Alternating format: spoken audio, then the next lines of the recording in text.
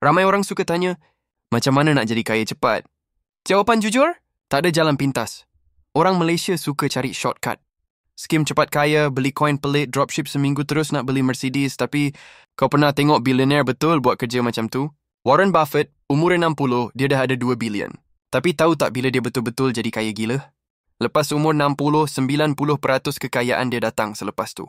Kenapa? Sebab dia tak jual, tak quit. Dia teruskan main long game. Bill Gates boleh je jual Microsoft masa muda. Jadi jutawan cepat. Tapi dia tak. Mark Zuckerberg umur 19. Yahoo offer 1 billion cash. Dia tolak. Dia kata, aku akan teruskan. Kita kat sini. Baru buat bisnes nasi lemak 3 bulan, terus give up sebab tak viral. Bro, syarikat macam Nvidia pun kata, kami sentiasa 30 hari dari bankrupt. Even mereka pun faham, bisnes ni susah. Kalau kau tak tahan, kau kalah. Kekayaan besar bukan sebab kau genius. Tapi sebab kau sanggup bertahan lebih lama daripada orang lain. Orang lain stop, kau terus jalan. So kalau kau betul-betul nak jadi kaya, bukan cari jalan singkat. Tapi main game panjang. Endurance, bro. Itu rahsia sebenar.